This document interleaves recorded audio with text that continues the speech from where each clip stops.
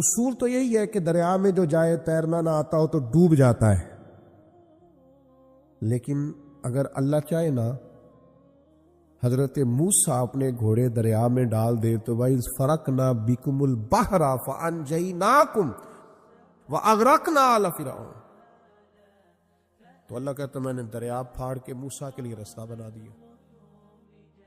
اچھا، جس دریا سے حضرت موسیٰ بچ کے نکل گئے اسی دریا میں فرعون اور فرعون والے غرق ہو گئے۔ یہ کیا ہے؟ یہ روحانی زندگی۔ ایک ہے اسباب کہ آپ پانی میں گھوڑا پھینکے کہ آپ ڈوب جائیں، ایک ہے روحانی زندگی۔ یہ میں قرآن مجید پڑھ رہا ہوں، میں نے کوئی حدیث بھی نہیں سنائی، بزرگ کا قول تو دور رہا۔ قرآن فرماتا ہے کہ ہم نے فرعون اور فرعون والوں کو اسی دریا میں غرق کیا جس دریا میں ہم نے حضرت موسیٰ کے لیے رستے بنا دیے اور دریا پھاڑ کے رستے بنا دیے۔ تو رب کریم نے ایک روحانی زندگی بھی مومن کی رکھی ہے، روحانی زندگی۔ ذرا غور کیجئے کہ بھلا میں کیا کہنے لگا، صرف 50 سیکنڈ کے لیے آپ نے سوچنا ہے۔ زندگی میں ہمیں بہت ساری ایسی چیزیں ملی ہیں جو ہماری محنت کا نتیجہ نہیں، ہمیں بہت سارا ایسا کچھ ملا ہے جس کے ہم قابل تھے نہیں، پر رب نے عطا کر دیا۔ نہ سمجھ لو آپ، یہ جو آپ کو ملا ہے نا، تھے نہیں قابل پر ملا ہے، کچھ تو محنت کی ہے، کوشش کی ہے، تو اس کے سبب سے ہو گیا۔ جو بغیر محنت کے جد و جہد کے ملا ہے نا، یہ وہ روحانی رستہ ہے جس کے بارے میں اللہ کا قرآن کہتا ہے وَمَن يَتَّقِ اللَّهَ يَجْعَل لَّهُ مَخْرَجًا، جو اللہ سے ڈرے گا اللہ ہر مشکل سے نکلنے کے لیے اسے رستہ عطا کر دے گا، وَيَرْزُقْهُ مِنْ حَيْثُ لَا يَحْتَسِبُ، اور اسے وہاں سے رزق دے گا جہاں سے اس نے کبھی سوچا بھی نہیں ہوگا۔ ایک روحانی زندگی ہے انسان کی، وہ میرے ساتھ بھی ہے، آپ کے ساتھ بھی۔ کئی چیزیں ہمارے پاس ایسی ہیں کہ اگر ہماری قابلیت دیکھی جائے تو وہ ہمارے پاس ہو سکتی، یعنی سے ثبوت نہ پوچھو میں تو نظر کرم قد ہوئی، اے میں جانا یا دل بھر جانے، اے پھر غیر نہ جانے۔ کچھ چیزیں ایسی ہیں جو خالص مختصر سی میری کہانی ہے، جو بھی ہے ان کی مہربانی، وہ ہماری محنت کا نتیجہ۔ یہ روحانی زندگی ہے، روحانی زندگی کو سمجھو۔ ایک روحانی نظام ہے اللہ کا، اس نے بنایا۔ صحابہ فرماتے ہیں جنگ بدر کا موقع تھا، اللہ کے فرشتے آئے ہوئے تھے، قرآن کہتا ہے فرشتے آئے ہوئے تھے، تو حال یہ تھا کہ صحابہ فرماتے ہیں ہم کسی کی گردن کافر کی کاٹنے لگتے تھے، اس کی گردن ہم سے پہلے کٹ کے گر جاتی تھی۔ یہ کیا ہے؟ یہ اللہ کا روحانی نظام ہے، اس نے بنایا ہے۔ آپ کی اور میرے ساتھ یہ نظام وابستہ ہے۔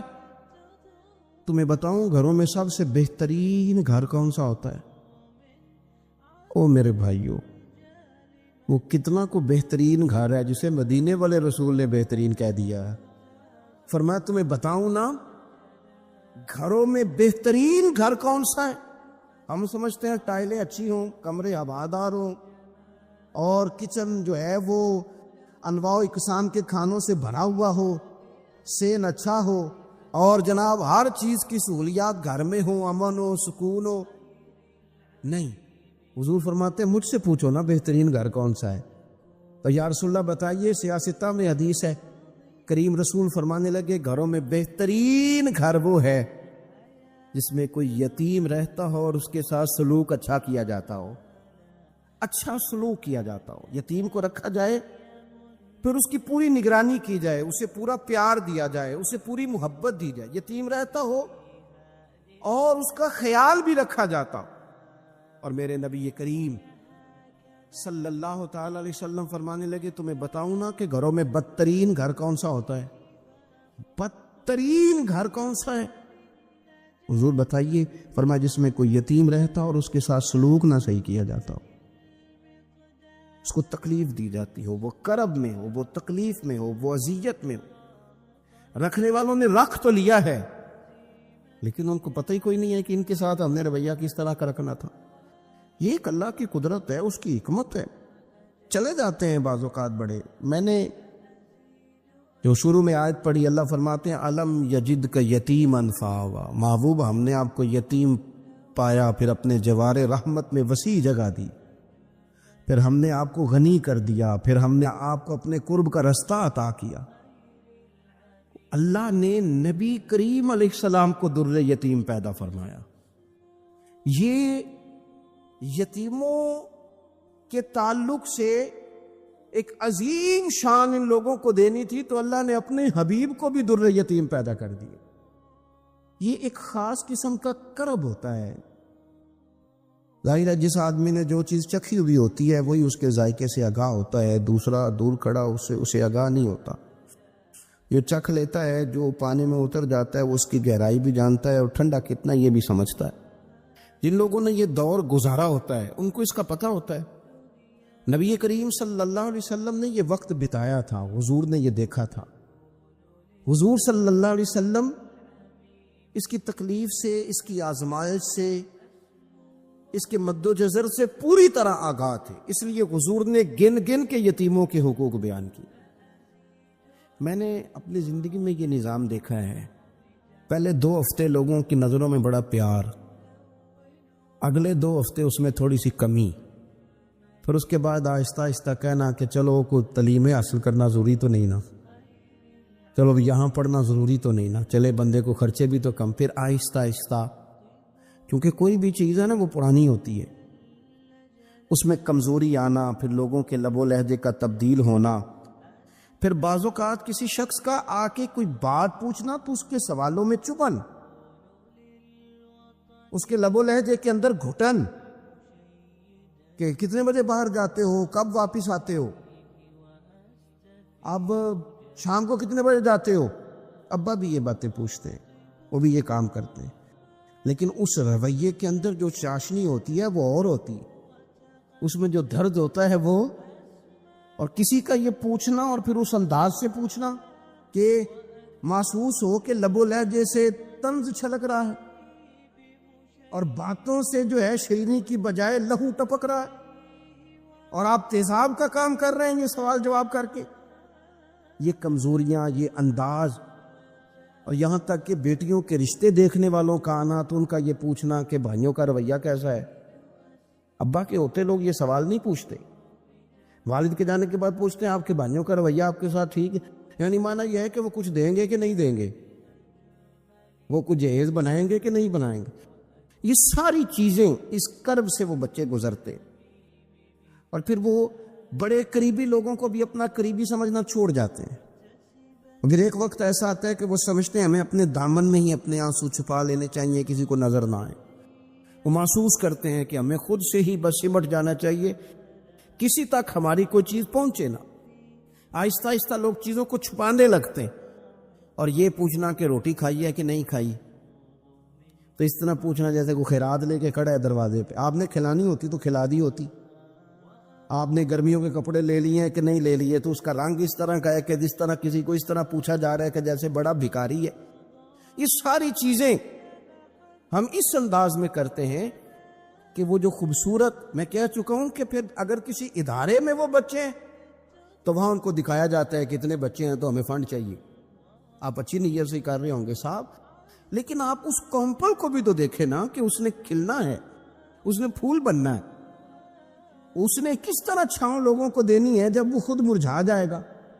پھر یہ لوگوں کو، ایسے بچوں کو میں نے عام لوگوں سے نفرت کرتے دیکھا، پیچھے ہٹتے دیکھا، لوگوں کے لیے ان کے دلوں کے اندر اچھے جذبات نہ رہے۔ انہوں نے محسوس کیا کہ یہ ہمارے ساتھ تعاون کرنے نہیں آئے، یہ ہماری عزت کو مجروح کرنے آئے، یہ شفقت کرنے نہیں آئے، یہ تو خیرات دینے آئے۔ سنو، میرے رسول کریم صلی اللہ علیہ وسلم کا انداز کیا ہے یتیم کے تعلق سے۔ حضرت بشیر بن اقربہ رضی اللہ تعالی، مجموع زوائد میرے سامنے پڑی ہے، فرماتے احد میں میرے والد شہید ہو گئے۔ نبی پاک صلی اللہ تعالی علیہ وسلم نے نا مجھے اپنے گھوڑے کے پیچھے اپنے ساتھ بٹھا لیا گھوڑے پہ، اور میں سرور کائنات علیہ الصلوۃ والسلام کے ساتھ گھوڑے پہ بیٹھا ہوں، تو حضور مجھ سے پوچھتے ہیں تمہارے والد چلے گئے؟ میں رو پڑا۔ میں نے عرض کی حضور اب نظام کیسے چلے گا؟ آپ یقین کریں چھاؤں کا پتہ تب بھی چلتا ہے کہ جب دھوپ آتی ہے اور اس کی قدر کا احساس ہوتا ہے، محسوس ہوتا ہے۔ جب کوئی گھر کا بڑا رخصت ہو جاتا ہے تو یوں لگتا ہے کہ ساری چھتیں کمروں کی بھی گر گئی ہیں، صحن کی بھی گر گئی ہیں۔ اب یکدم دھوپ آئی ہے، پھر اس کا احساس محسوس ہوتا ہے۔ والد کے، دادا کے، بوڑھوں کے گھر میں ہوتے ہوئے تو بڑے سارے ویسے ہی مسئلے نہیں ہوتے، بہت سارے لوگ ویسے جھجکتے ہیں، سامنے ہی نہیں آتے۔ تو حضرت بشیر بن اقربہ رضی اللہ تعالیٰ عنہ کہتے ہیں میں نے کہا حضور میرے ابا جی چلے گئے، اب میں اپنے آپ کو بڑی تکلیف میں محسوس کرتا ہوں۔ قربان جائیں، حضور نے یہ نہیں فرمایا میں تیرا خیال رکھوں گا، یہ نہیں فرمایا فکر نہ کرنا۔ ہمارے جملے کیا ہوتے ہیں؟ کوئی حکم ہوا تو بتانا، کوئی کام ہوا تو کہنا، کوئی ضرورت ہوئی تو فوراً فون کرنا، یہ نہیں فرمایا۔ قربان جائیں، کیا ادائیں ہیں، کیا رنگ ہے، کیا دینے کا انداز ہے، اور کس طرح برکھا برستی ہے رحمت للعالمین محبوب کی۔ حضور فرمانے لگے بشیر کیا تو پسند نہیں کرتا کہ عائشہ تیری ماں بن جائے اور محمد عربی تیرے باپ بن جائیں؟ پسند کرتے ہو؟ حضرت بشیر بن اقربہ رضی اللہ تعالیٰ عنہ فرماتے ہیں کہ میں بیٹھا تو گھوڑے پہ تھا، پر مجھے یوں لگا کہ ساری ہی دنیا گویا میری جھولی میں آ گئی، سارا کچھ یہاں، اتنی بڑی بات حضور نے کر دی، اتنے بڑے جملے کہہ دیے۔ میں تو پسند نہیں کرتا، تجھے اچھا نہیں لگتا کہ عائشہ تیری ماں بن جائے اور محمد مصطفیٰ صلی اللہ علیہ وسلم تیرے والد بن جائے تو پسند نہیں؟ فرماتے ہیں بس ختم ہو گئی بات، پھر تو ہم نے دھوپ دیکھی کبھی نہیں، پھر تو غربت گویا آئی کبھی نہیں، پھر تو ہم نے دیکھا ہی نہیں مد و جزر کیا ہوتا ہے۔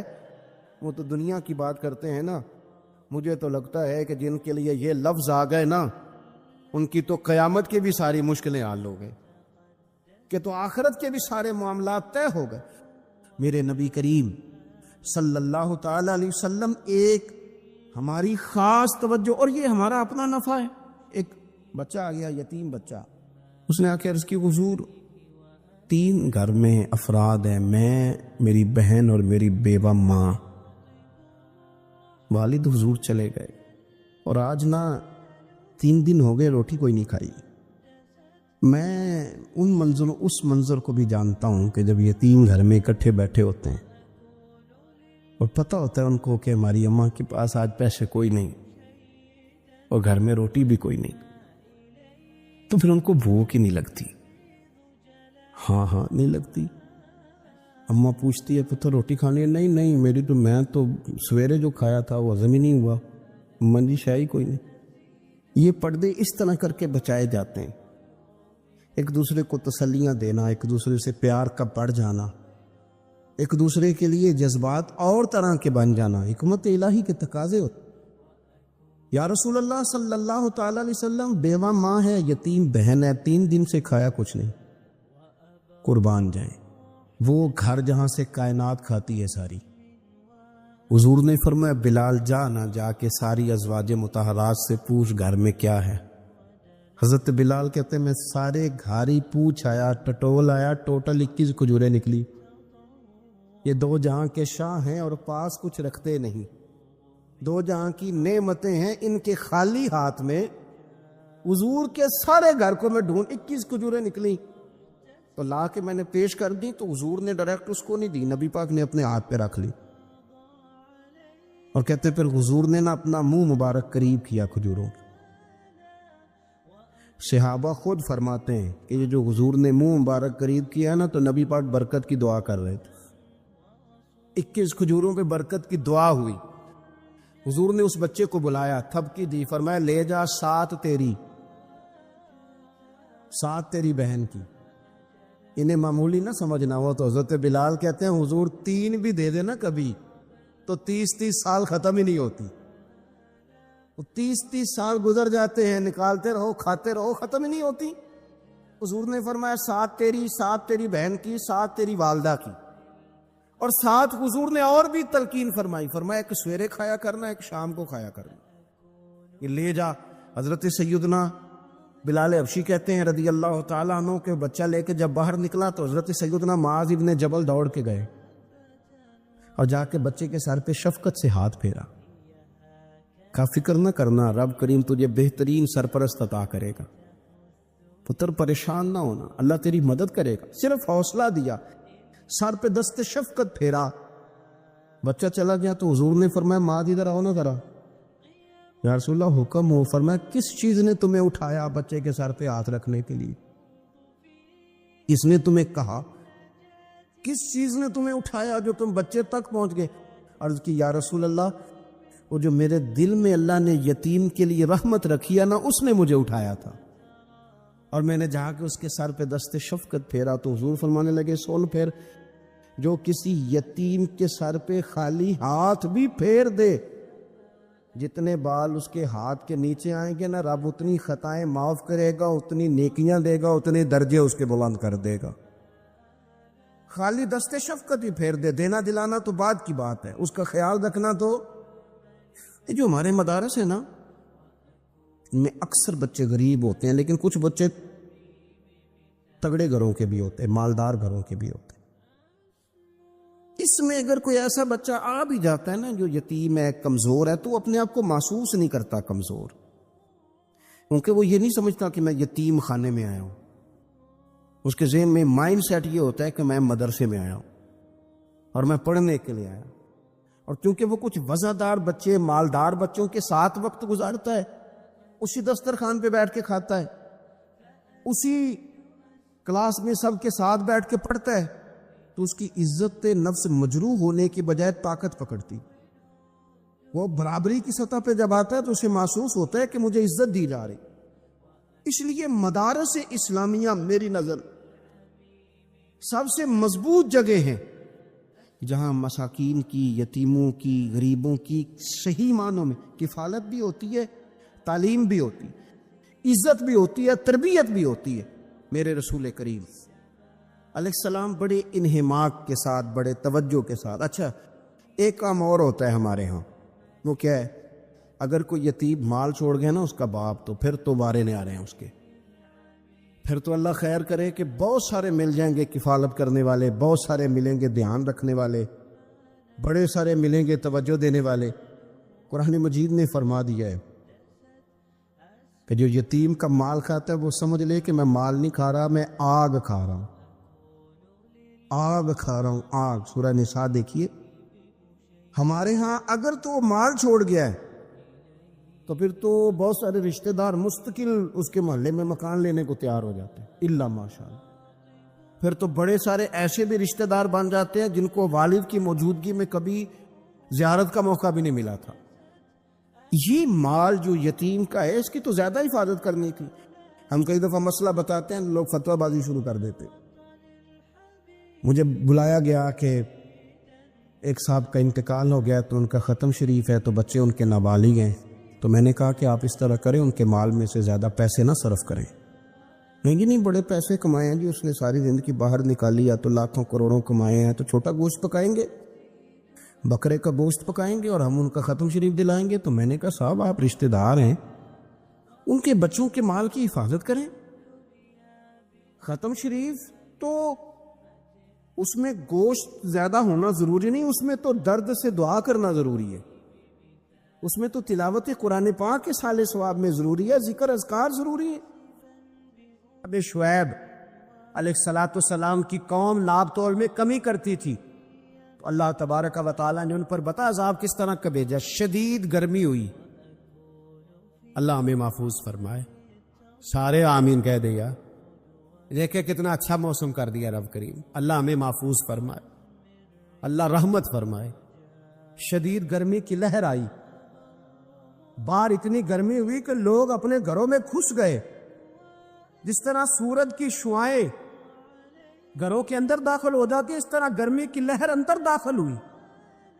اور جس طرح کسی کو آگ لگ جائے تو وہ آدمی اچھلتا کودتا ہے نا، اس طرح یہ لوگ اچھلنے لگے اور اچھل کود کے مر گئے۔ جرم کیا تھا؟ ناب تول میں کمی کرتے۔ حضرت داؤد کی قوم بھی تباہ ہوئی۔ جرم کیا تھا؟ ہفتے والے دن مچھلیاں نہیں پکڑنی تو یہ پکڑتے تھے۔ حکم ہے نا مسلمان کو نماز کے ٹائم کوئی اور کام نہیں کرنا، نماز پڑھنی ہے۔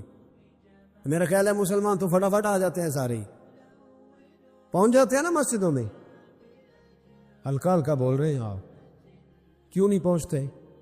اگر حضرت سیدنا، اور پتہ انہیں سزا کیا ملی؟ اللہ نے فرمایا اس ٹائم عبادت کرنی ہے، کام نہیں کرنا، وقت نہیں ہے کام کا۔ انہوں نے مچھلیاں پکڑی، 12,000 لوگ تھے، پتہ ہے مالک نے سزا کیا دی؟ بندر بنا دیا اللہ کریم۔ قرآن مجید کا پہلا سپارہ پڑھے، فَجَعَلْنَاهَا نَكَالًا لِمَا بَيْنَ يَدَيْهَا وَمَا خَلْفَهَا۔ اللہ فرماتے ہیں پچھلوں کے لیے بھی عبرت بنا دیا، بعد والوں کے لیے بھی عبرت، نشان عبرت بنا دی۔ بندر بن گئے، اور جو ان کے دوست جو بچ گئے تھے ان کے پیر چومتے تھے، روتے تھے۔ 3 دن بندر بن کے زندہ رہے، پھر اللہ نے سب کو اجتماعی موت دے دی۔ اگر مسلمان سے اللہ کہے کہ نماز کے ٹائم کاروبار نہیں، جمعے کے ٹائم کاروبار، تو مسلمان کہتا ہے نہیں مجھے مہلت ملی ہوئی ہے۔ یہ تو اس وقت پتہ چلتا ہے نا جب بچے ڈیوٹی لگاتے، ہاں ہاں ہاں عذاب آتا ہے، اس وقت پتہ چلتا ہے۔ میں نے دیکھا یہ منظر، اس وقت پتہ چلتا ہے جب بچے کسی ملازم 6,000 کے کی ڈیوٹی لگاتے، کہتے ہیں ابے کا دھیان رکھنا، ہم دکان پہ بیٹھنے لگے۔ پھر اسے سمجھ آتی ہے اگر میں نماز کے ٹائم مسجد میں ہوتا تو آج میری اولاد میری خدمت میں ہوتی۔ میں نماز کے ٹائم مسجد نہیں گیا تو بچوں نے 6,000 کا ملازم بٹھایا ہے، ابا جی کا خیال رکھ، ایک نرس بلائی ہے تو خیال رکھ۔ کدھر ہوتے ہیں مسلمان نماز کے ٹائم؟ ایک عیسائی نے اعتراض کیا ہے، سنے، وہ کہتا ہے مجھے لگتا ہے مسلمانوں کے 3 خدا ہیں۔ مسلمان اڑ گیا، کہنے لگا نہیں ہمارا تو ایک ہے، کہا نہیں 3 ہے۔ معاذ اللہ استغفر اللہ، ہمارا ایک ہے، کہنے لگا نہیں میں ثابت کرتا ہوں، ایک تمہارا خدا 5 نمازوں کا ہے، ایک رمضان کا ہے، ایک عید کا ہے۔ لگتا ہے معاذ اللہ عید والا زیادہ تگڑا ہے، تم زیادہ آتے ہو، رمضان والا لگتا ہے اس سے کچھ کمزور ہے، تم تھوڑے آتے ہو، اور 5 نمازوں والا شاید سب سے کمزور ہے۔ بات عقل کی ہے کہ نہیں؟ اس نے اعتراض ٹھیک کیا، تو مسلمان کو چاہیے نا خیال کرے۔ ایک یہودی نے لکھا تھا، اس نے کہا تھا جس دن مسلمانوں کی تعداد فجر کی نماز میں اتنی ہو گئی جس دن جتنی جمعے میں ہوتی ہے، اس دن نہ کوئی یہودی سازش کرے گا نہ کوئی عیسائی تلوار نکالے گا۔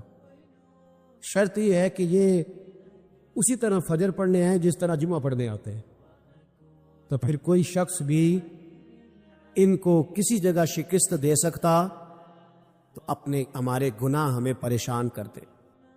یہ جتنی آزمائشیں ہیں ان کے پس منظر میں گناہ ہیں۔ ہماری زندگی کے اندر جتنی تکلیفیں، ہماری پریشانیوں کا سبب ہم خود ہیں۔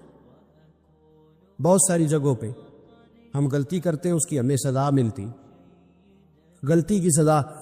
ایک نوجوان نے مجھے بڑی گہری بات سنائی، میرا قریبی تعلق تھا، کہنے لگا گھر میں بڑا مسئلہ ہے، بڑی پریشانی ہے، ماں اور بیوی کا ماحول اتنا سخت ہو گیا ہے کہ نمٹ نہیں سکتا۔ آپ یقین کریں میں نے ڈیٹیل سے ساری چیز کو سٹڈی کیا، میرے پاس اتنا وقت نہیں ہوتا، پھر بھی میں نے اس فیملی کو پورا پڑھا، تو غلطی نوجوان کی نکلی، نہ اس پہ اماں اعتبار کرتی ہے نہ بیوی اعتبار کرتی۔ اس نے جھوٹ بول بول کے اس طرح کی ماحول پیدا کر دیا ہے کہ کوئی اس پر اعتماد کرنے کو تیار ہے۔ اگر آپ ناراض نہ ہو تو ایک بات کروں، پتہ ہے گھر میں ماحول کب خراب ہوتا ہے؟ باہر والے ہماری تقریر سنتے ہیں، گھر والے ہمارا عمل دیکھتے ہیں۔ جب وہ دیکھتے ہیں نا کہ یہ کس طرح کا شخص ہے، اس کے رویے، اس کا کردار، اس کا لب و لہجہ کتنا برا ہے، اور یہ کردار کا کتنا کمزور ہے۔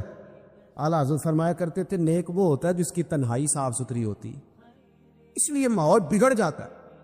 یہ جو ہم کہتے ہیں نا میرے سجن بڑے بنتے ہیں پھر ٹوٹ جاتے ہیں، کچھ لوگ ایسے ہوتے ہیں جو ان کے پاس جاتا ہے انہی کا ہو جاتا ہے، وہ کہیں اور کے قابل کیوں بھلا؟ اس لیے کہ ان کے کردار میں ٹھنڈک دیکھتا ہے، ان کے لب و لہجے میں مٹھاس دیکھتا ہے، اس شخص میں اتنی خوبصورتی دیکھتا ہے کہ اسی کا بن جاتا ہے۔ حضرت ابراہیم بن ادم کے پاس ایک نوجوان آیا، کہنے لگا میں گناہ کرنا چاہتا ہوں، فرمانے لگے بالکل کر، اللہ کا دیا ہوا رزق کھانا چھوڑ دے اور گناہ کر۔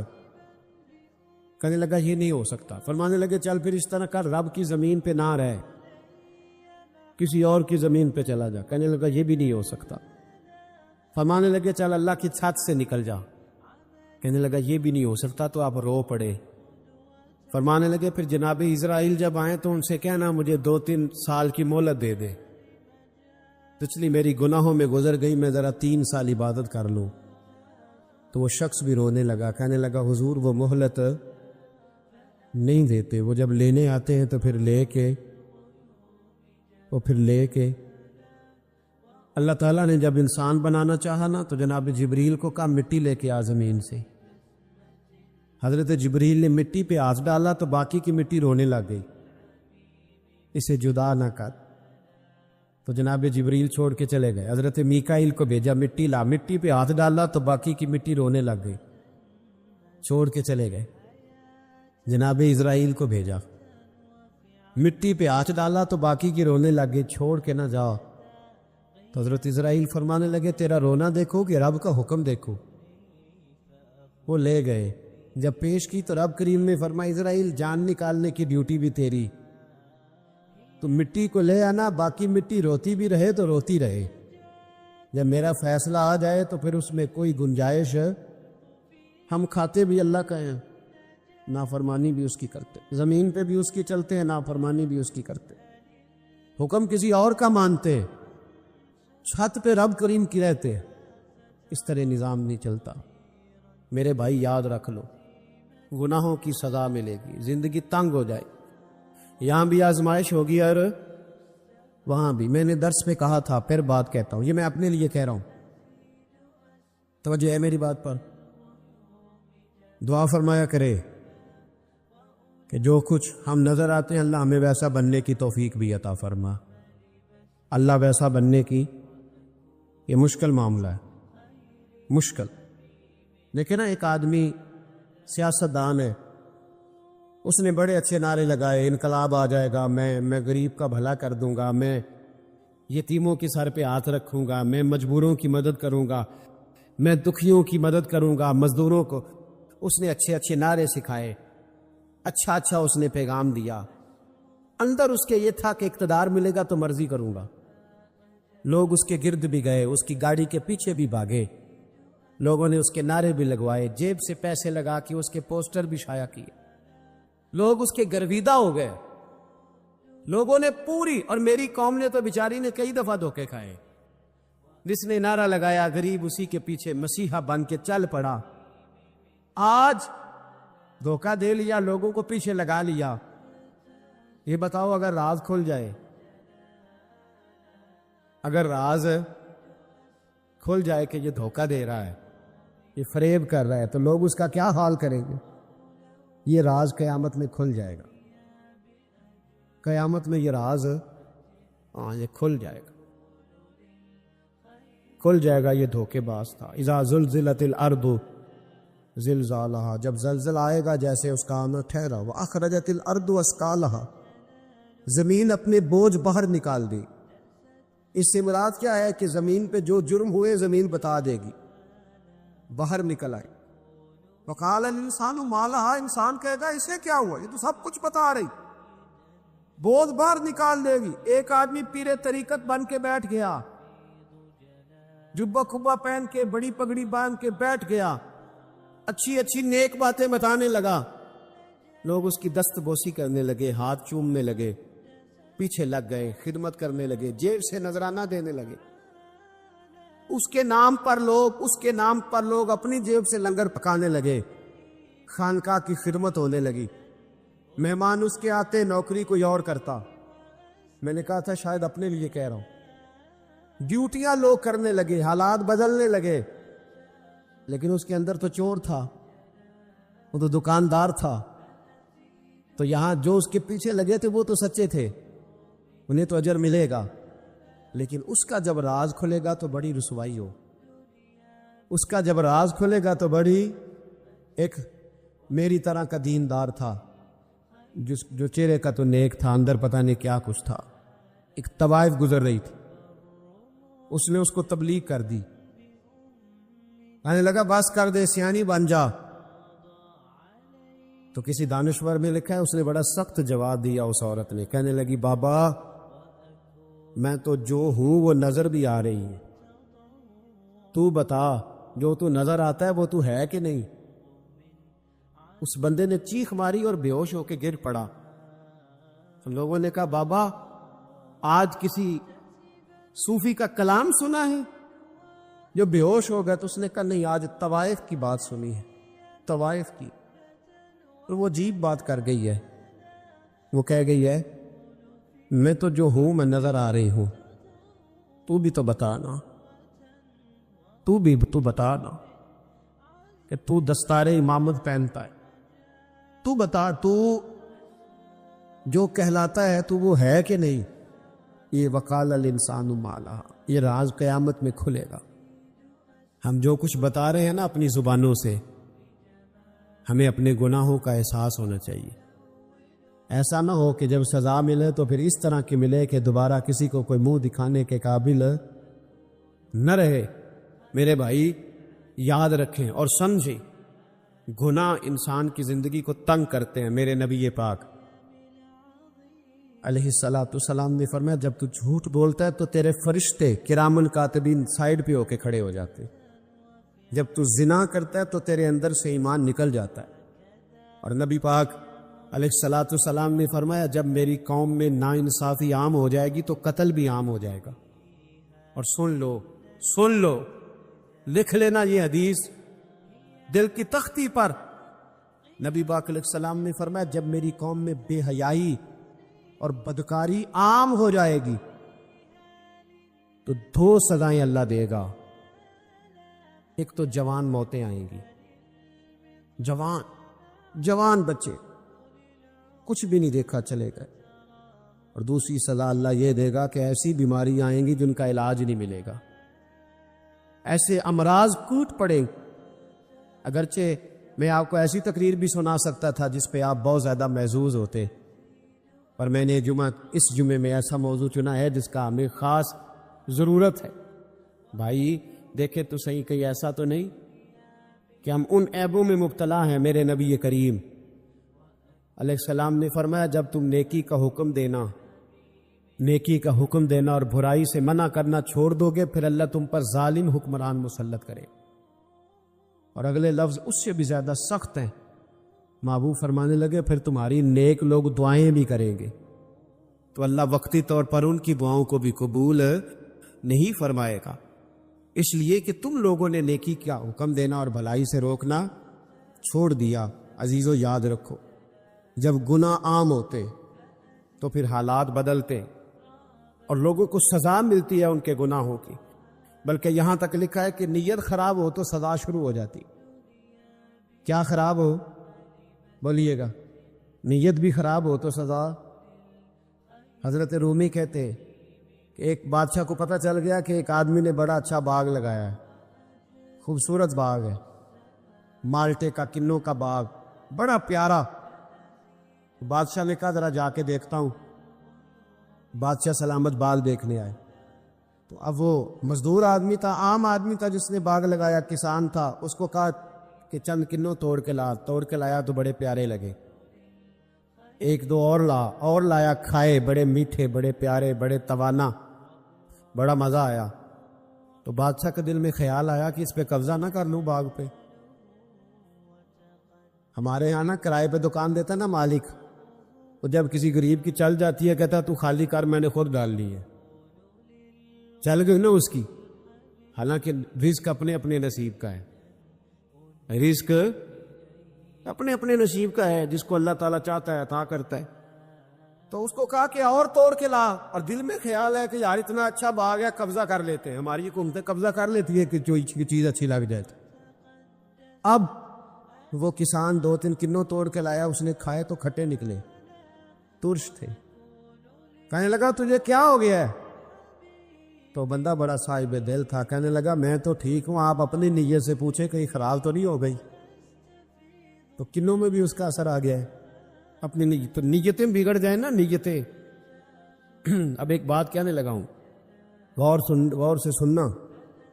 جب تک 2 بھائی اکٹھے کاروبار کرتے ہیں نیت ہوتی ہے کہ ہمارا گھر چلے گا، تب تک اللہ برکت دیتا ہے.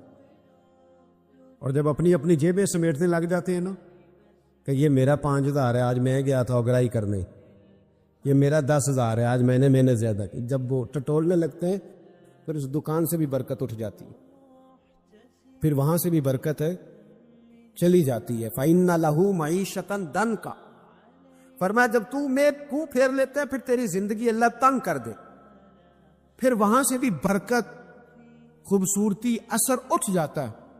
ایک سنار نے گلی میں ایک یتیم چھوٹے سے بچے کو گھومتے دیکھا تو سنار بے اولاد تھا، بچے کو اٹھا کے گھر لے آیا، 18 سال اس بچے کی پرورش کی، اس کو پالا پوسا، جوان کیا۔ سنار کے پاس وہ دکان پہ چلا جاتا، وہ کئی دفعہ دکان پہ رہتا، کئی دفعہ گھر میں رہتا۔ ایک دفعہ وہ دکان پہ تھا، بچہ گھر تھا، 18 سال کا جوان، اس کی بیوی اکیلی تھی۔ وہ جس نے ماں بن کے پالا تھا اس نے اسی پہ حملہ کر دیا، اس کا بازو بری نیت سے تھاما، بیوی چیخی۔ تھوڑی دیر گزری تو وہ نوجوان پیروں میں بیٹھ گیا، کہنے لگا اماں پتہ نہیں مجھے کیا ہوا۔ شام کو سنار آیا، بیوی چیخنے لگی، چلانے لگی، کہنے لگی آج عجیب بات ہوئی، جس کو میں نے جگر کا خون دے دے کے پالا اسی نے گندی نظر ڈالی۔ سنار محو حیرت ہے، بیوی کا خیال تھا کہ لٹھ اٹھائے گا، ڈنڈا اٹھائے گا، نوجوان کو مارے گا، لیکن وہ رونے لگ گیا۔ اس نے کہا آج اس نے میرا بابو تھاما ہے، جانے کیا کیا ہے۔ پریشان ہونے لگ گیا، سجدے میں گر گیا، کہا تو بتاتا کیوں نہیں؟ تو وہ سنار کہنے لگا اس کی غلطی نہیں، 18 سال کے بعد آج مجھ پر بھی شیطان سوار ہوا تھا۔ ایک عورت آئی تھی، وہ اپنے بازوؤں میں چوڑیاں پہننا چاہتی تھی تو میں نے بھی گندی نظر سے ہاتھ ڈالا تھا، رب کریم نے مجھے فوراً اس کی سزا دی۔ بنی اسرائیل کے جو جرم تھے نا، ان میں ایک جرم قرآن مجید نے ان کا یہ بیان کیا ہے کہ بہت سوال کرتے تھے، بہت بحث کرتے تھے۔ ان کی جن چیزوں کو عبرت بنانے کا اور سبق لینے کا ہمیں کہا گیا ہے ان میں یہ ہے کہ کثرت اور بے معنی سوال۔ ایک بندہ قتل ہو گیا ہے، حضرت کلیم کی بارگاہ میں وہ آئے ہیں، حضرت کلیم علی نبی نام علیہ الصلاۃ والسلام نے ان سے فرمایا ہے ایک گائے ذبح کرو، مرنے والے کو اس کا کچھ حصہ مارو، مرنے والا اٹھ کے بتا دے گا مجھے کس نے قتل کیا۔ اب انہوں نے پوچھا جی گائے کا رنگ کیسا ہونا چاہیے، عمر کتنی ہونی چاہیے، بوڑھی ہو جوان ہو، اتنے سوال، بے معنی سوال، بے مقصد سوال، بحثیں ہی بحثیں اور الجھاؤ ہی الجھاؤ، اور زندگی کے اندر یعنی زمانہ بیت گیا یہ پوچھتے ہوئے کہ جناب عیسیٰ علیہ السلام کی نانی کا نام کیا ہے، حضرت موسیٰ کی والدہ کا نام کیا ہے، یہاں تک کہ ایک صاحب یہ پوچھنے آ گئے کہ بتایا جا سکتا ہے کہ معراج کی رات جو براق گیا تھا اس کا رنگ کیا ہے۔ خدا کے بندو، یہ سوالات آپ کی ضروریات کے سوال ہیں، عجیب نوعیت کے سوال ہیں، اور پھر یہ بحثیں جو لوگ چھیڑتے ہیں ان کو لوگ بڑا عظیم آدمی سمجھتے ہیں کہ دیکھو یہ بڑی خاص بات نکال کے لایا ہے۔ اور میں نے یہ داستان سرائی کے منظر حرم شریف میں دیکھے، یہ ایسی بات کو روایت کر دیا جاتا ہے چند پیسے کمانے کے لیے کہ میں زیارتیں کراتا ہوں، وہ ایسی ایسی زیارت بیان کر دیتے ہیں جس کا تصور ہی نہیں ہے سرے سے۔ مجھے ایک صاحب زیارت کرانے کے لیے لے گئے تو کہنے لگے وہ جو نبی کریم علیہ السلام نے ایک مقام پہ فرمایا تھا نا کہ یہ بکری کا بچہ جو مرا ہوا ہے تم بتا سکتے ہو کہ اس کے مالکوں کی نظر میں اس کی کیا قیمت ہے؟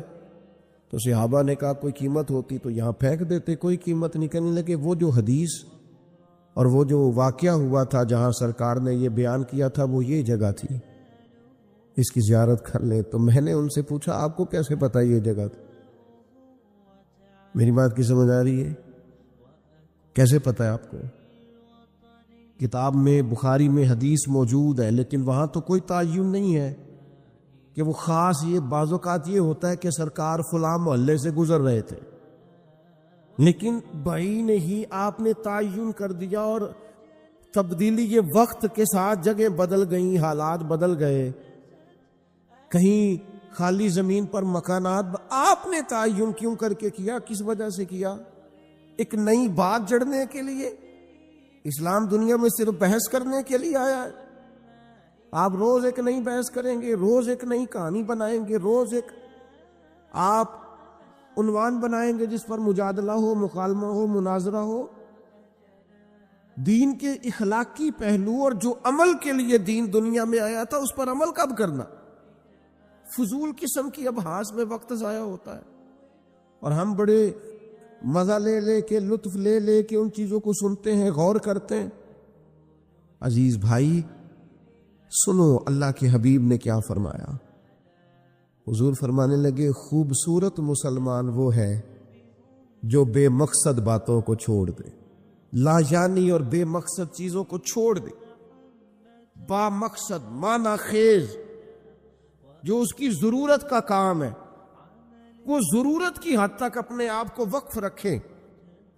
اور پھر دوسرا، ہم ایک اور کام کے اندر بہت زیادہ شوق رکھتے ہیں، میری ذمہ داری جو ہے میں وہ کام ٹھیک نہیں کرتا، لیکن مجھے دوسرے کے کام میں مداخلت کرنے کا بڑا شوق ہے، بجائے اس کے کہ میں اپنا خیال رکھوں کہ جو اللہ تعالیٰ نے میرے اوپر ذمہ داری ڈالی ہے وہ میں کس طرح سے سر انجام دے رہا ہوں، میں دوسروں کا خیال رکھتا ہوں۔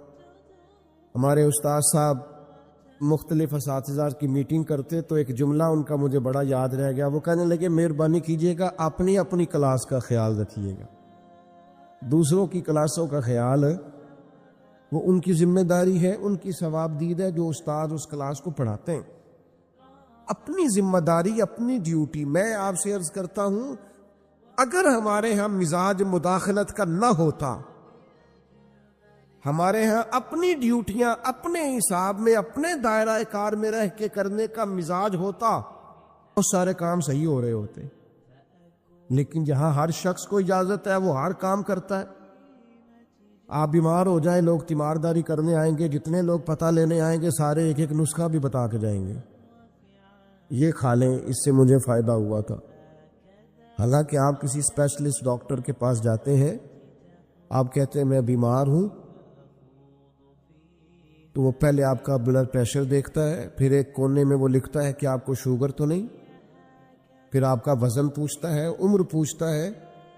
اس تقاضے کی روشنی میں ان ساری چیزوں کو دیکھ کر نسخہ تیار کرتا ہے، لیکن وہ جو آپ کے لیے چاروں مغز بنا کے لایا اس نے کچھ بھی نہیں پوچھا کہ بھئی آپ کو شوگر تو نہیں، بلڈ پریشر تو نہیں، یہ والا مرض تو نہیں، لے آیا ہے۔ کیونکہ ہر بندے کو حکیم بننے کا شوق ہے، اسی طرح ہر آدمی کو دینی مسئلہ بیان کرنے کا شوق ہے۔ اس نے کوئی 4 کتابیں بھی نہیں پڑھی، وہ ضروریات سے بھی آگاہ نہیں، اسے نہیں پتا کہ دین کے مختلف پہلوؤں کا عنوان کیا ہے۔ کسی استاد کے پاس وہ نہیں بیٹھا، 4 باتیں کہیں سے سن لی ہیں اور 4 چیزیں کہیں سے اس نے دیکھ لی ہیں تو وہ بہت بڑا جناب دائی بن کے وہ کام کر رہا ہے۔ تو اپنا کام جو ہے اس کو صحیح کر کے اگر کیا جائے، اگر ٹھیک کر کے کیا جائے اپنے دائرہ کار کے اندر، آپ یقین کریں بندے کو مزہ آتا ہے کام کرنے۔ حضرت معاویہ بن خدیج رضی اللہ تعالیٰ عنہ ایک صحابی ہیں، وہ کہتے ہیں سیدنا عمر فاروق رضی اللہ تعالیٰ عنہ نے اپنے زبانہ مبارکہ میں مجھے ایک مہم کے لیے بھیجا تھا، تو وہ ماحول کچھ اس طرح کا بنا ہوا تھا کہ شدید انتظار تھا کہ بنا کیا۔ تو آج کل کا تو دور تھا نہیں کہ فوراً آپ کسی چیز کو لائیو دیکھ لیں یا واٹس ایپ پہ فوراً آپ کو میسج کر دی، دور سے آنا ہے اور آ کر ہی کسی نے پیغام دینا۔ تو ابن خدیج رضی اللہ تعالیٰ عنہ کا بڑا انتظار تھا جناب عمر کو۔ فرماتے میں دوپہر کے وقت خبر لے کے مدینہ طیبہ میں آیا، چلچلاتی دھوپ تھی، گرمی کا موسم تھا اور رواج بھی تھا دوپہر کا کھانا کھا کے لوگ آرام کرتے۔ بعد ظہر میں پہنچا، اکثر دروازوں کے کواڑ میں نے بند دیکھے، تو میں نے کہا کہ عصر کے بعد جناب عمر کو پیغام دوں گا کہ اللہ نے فتح دے دی۔ فرماتے ہیں کہ بعد عصر میری ملاقات ہوئی تو جناب عمر تو نماز کا سلام پھیرتے ہی پوچھنے لگے، او یار اللہ تیرا بھلا کرے، میں تو تھک گیا تیرا انتظار کر کر، کیا نتیجہ نکلا؟ اللہ نے کامیابی دی؟ تو فرماتے ہیں میں نے فوراً کہا حضور اللہ کا شکر ہے، اللہ نے اپنے فضل سے مسلمانوں کو کامیابی دی۔ حضرت عمر کہنے لگے کہ جو رستہ ہے وہی مجھے معلوم ہے اور جنگ کا دورانیہ بھی معلوم ہے، تو آپ دیر سے کیوں آئے؟ میں بے چین تھا، حضرت معاویہ بن خدیج رضی اللہ تعالیٰ عنہ عرض کرنے لگے حضور میں تو آ گیا تھا ظہر کے بعد، لیکن اس خیال سے کہ آپ سو رہے ہوں گے، اس خیال سے کہ آپ آرام فرما ہوں گے، میں نہیں آیا کہ عصر کے بعد مسجد میں ملاقات ہوگی تو میں بتا دوں گا۔ تو یہ جناب عمر کا طرز ہے، یہ وہ لوگ ہیں جن کا وجود اس طرح کا تھا کہ ہر چیز میں ٹھہراؤ تھا۔ حضرت عمر فرمانے لگے سویا کرتا تھا میں، لیکن امیر المومنین بننے سے پہلے تم دوپہر کی بات کرتے ہو، میں تو احساس ذمہ داری کے بوجھ میں اتنا دبا ہوں کہ رات کو بھی جی بھر کے نہیں سو پاتا۔ میں سمجھتا ہوں میری ڈیوٹیاں ہیں، مجھے ڈیوٹیاں کرنی چاہیے، اپنی ذمہ داری کو مجھے صحیح طریقے سے سر انجام دینا چاہیے، مجھے اپنا کام وقت پر کرنا چاہیے۔ تو ہم کیا کرتے ہیں؟ لغویات میں وقت ضائع کرتے ہیں، بے معنی، بے مقصد، مبہم کاموں میں۔ ہماری ضرورت کے کام پڑے ہوئے ہیں، گھر والے آوازیں دے رہے ہیں، یہ کام کرانے والا ہے، یہ ڈیوٹی کرنے والی ہے۔ ہم جس جگہ، جس ادارے کے کسی جگہ ملازم ہیں، ڈیوٹی کرتے ہیں، وہاں چیزیں منہ چڑھا رہی ہیں کہ یہ کام ابھی ہونے والا ہے، یہ ہونے والا ہے، لیکن ہمیں باقی ساری دنیا کا پتہ ہے، باقی سارے معاملات کا ہمیں پتہ ہے۔ ہم نے اپنی ڈیوٹی صحیح کرنی۔ حضرت سعد بن ابی وقاص رضی اللہ تعالیٰ عنہ کو جناب عمر نے بلا کے کہا میرا دل کرتا ہے آپ ایک صوبے کے گورنر بن جائیں۔ حضرت سعد بن ابی وقاص کہنے لگے حضور کوئی میدان والا کام بتائیں، کوئی تلوار والا کام بتائیں، مجھے وہ کام بتائیں کہ میں دشمن کے مقابلے میں ڈٹ جاؤں اور میں کسی غزوے میں نکلوں، جہاد پہ نکلوں اور میں فوج کی سپہ سالاری کروں۔ یہ بیٹھ کر کام کرنا اور حکومت کرنا یہ میرے بس کی بات نہیں، ہم تو گھوڑوں پہ رہنے والے لوگ ہیں۔ شہاب الدین محمد غوری، اللہ نے اس شخص کا وجود پاکستان کو عطا کیا۔ کسی نے ان سے کہا غوری صاحب ملاقات کرنی ہو تو کہاں ملیں گے؟ فرمانے لگے ہم نے کہاں ملنا، ہم تو گھوڑوں کی پشت پہ ہوتے ہیں، اگر کبھی گھوڑے کی پشت پہ ملنا ہوا تو ملاقات کر لینا۔ زندگی ایک سفر ہے، ہم اپنی ڈیوٹی کر رہے ہیں، ہم کسی اور کام میں الجھنا نہیں چاہتے، ہمارا ایک مشن ہے، ہمارا آنے کا ایک مقصد ہے، ہمیں کوئی شخص الجھانے کی کوشش نہ کرے، ہم اپنا سفر کر رہے ہیں، اپنی ڈیوٹی کر رہے ہیں، ہم اپنی ذمہ داریاں ادا کر رہے ہیں۔ ہم ڈیوٹیاں ہی نہیں کرتے، کوئی مقصد ہی نہیں ہے، کوئی کرنے کو کام ہی نہیں ہے، بس وہ یہ کہ کوئی لاؤبالی سا کام مل جائے، کوئی اچانک چکر چل جائے مشہور ہونے کا، کوئی اچانک سلسلہ چل جائے کو کسی طریقے سے آگے نکلنے کا، کوئی سبب لگ جائے کہیں دو جگہ پہ نام ہمارا بھی آ جائے۔ بے معنی کام ہے بھائی، بے مقصد ہے۔ پہلے بھی کہہ چکا ہوں، پھر کہتا ہوں، آپ کسی بڑے آدمی کے ساتھ، سیاستدان کے ساتھ، لیڈر کے ساتھ آپ نے فوٹو کھچا بھی لی تو جب اس کو آپ کا نام ہی نہیں آتا، جب وہ آپ کو جانتا ہی نہیں، مقصد کیا رہا؟ فائدہ؟ اس ماڑے بندے کے ساتھ فوٹو نہ کھچوائیں جس سے جب بھی بات کریں وہ اسی وقت ہمارے لیے موجود ہو، اس کے ساتھ نہ وقت گزاریں جس کے ساتھ ہم سمجھیں کہ ٹائم گزر سکتا ہے۔ کیوں اس طرح کا لاؤبالی پن دکھاتے ہیں جس سے محسوس ہو کہ ہم شاید کسی احساس کے تلے دبے ہوئے؟ با مقصد کام، جدوجہد، خدمت، ڈیوٹی۔ امام محمد مالک رحمۃ اللہ علیہ شدید علیل ہو گئے تھے، سخت علیل تھے۔ خبر پھیل گئی کہ اب ان کی صحت جو ہے وہ زیادہ نڈھال ہو گئی ہے، اب کمزوری بڑی بڑھ گئی ہے، مشکل ہو جائے گا۔ تو چونکہ وہ فقیہ تھے، فقیہ جو ہوتے ہیں وہ مسائل میں کتاب و سنت کو سامنے رکھ کے اس پہ تفکر کرتے رہتے ہیں، تفکر ہر وقت غور کرتے ہیں۔ آج کل کے لوگ نہیں ہماری طرح کے جو ویوز چیک کرتے رہتے ہیں کہ بھلا کتنے ہو گئے، جو اس چکر میں پڑے رہتے ہیں کہ لائکس کتنے ہو گئے اور کمنٹس کتنے آ گئے۔ مطلب یہ لوگ نہیں تھے۔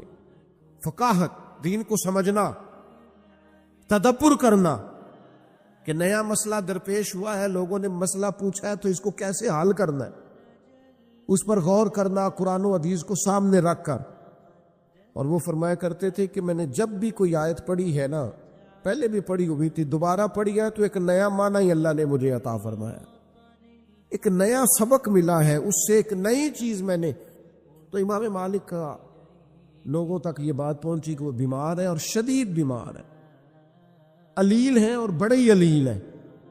ان کے ایک شاگرد تھے پرانے، وہ دور سے تیمارداری کرنے آئے. کہتے ہیں جب مجھے اجازت دی گئی ان کے اہل خانہ کی طرف سے، ان کے کمرے میں پہنچایا گیا تو امام صاحب بے ہوش تھے، تیز بخار تھا. میں نے جا کے سلام لی، 2-4 باتیں کی تو امام صاحب بیدار ہوئے. تیز بخار تھا، ہاتھ اٹھاتے تھے تو ہاتھ کانپتا تھا اور نکاہت تھی. اور گھر والے مجھے ان کے بچے، ان کے پوتے بتا رہے تھے کہ کئی دنوں سے کھانا پینا حضرت نے بہت کم کر دیا. لیکن فرماتے ہیں اسی وقت یہ آنکھیں کھول کے کہنے لگے یار شکر ہے اللہ کہ تم آئے ہو. میں ڈھونڈ رہا تھا کہ کوئی عالم دین مل جائے، ایک فقہی جزیے میں الجھ گیا ہوں. یہ پوچھنا تھا کہ فلاں حد جب بندہ کرتا ہے اس کے بعد صحیح جو ہے وہ سواری پہ کرنی چاہیے یا پیدل کرنی چاہیے. سواری پہ افضل ہے کہ میں اس مسئلے میں الجھا ہوا ہوں، ذرا تھوڑا آنا، یہ دلائل ہیں، یہ دلائل ہیں، یہ فلاں نے لکھا ہے، یہ فلاں نے لکھا ہے، ذرا استنباط کار اس سے مسئلہ کیا ہے. تو شاگرد بڑے نکمے ہوتے ہیں کئی، ذرا تھوڑا سا جان چھڑاتا ہوں کہ کسی طریقے سے. یہ کیا لوگ ہیں کہ آخری ہجکیاں چل رہی ہیں اور ابھی امت کو مسائل نکال کے دے رہے ہیں. فرماتے میں دلیلیں دینے لگا تو امام صاحب میری دلیلیں توڑنے لگے، کہنے لگے نہیں تیری بات تو ٹھیک ہے پر فلاں جگہ یہ بھی تو لکھا ہے نا. میں نے پھر دلیل دی کہ وہ تو ٹھیک ہے پر فرما امام کا اس پر یہ قول بھی تو موجود ہے. فرماتے ہیں کتنی دیر علمی گفتگو ہوتی رہی، پھر وہ تھک گئے اور لیٹ گئے. تو میں نے کہا آپ آرام کریں، مجھے اجازت دیں. کہتے ہیں ابھی میں ان کی گلی کے کونے پہ آیا تھا کہ ان کے بیٹے کے رونے کی آواز آئی اور میں دوڑ کر پلٹ کر آیا تو اس نے کہا قربان جاؤں اس شخص پر جس کی ساری زندگی قرآن و حدیث میں غور کرتے گزر گئی. یہ دیکھو آخری ہج کی بھی لی ہے تو رسول اللہ کا دین سمجھتے ہوئے لی. آپ گئے ہیں تو امام صاحب کا لے سجنا سا توڑ نبھائی، ایسی جان بھی دتی تے رات تیرے. آخری دم تک دین پر غور، کتاب و سنت سے رشتہ، مشن والے لوگوں نے کام کیا.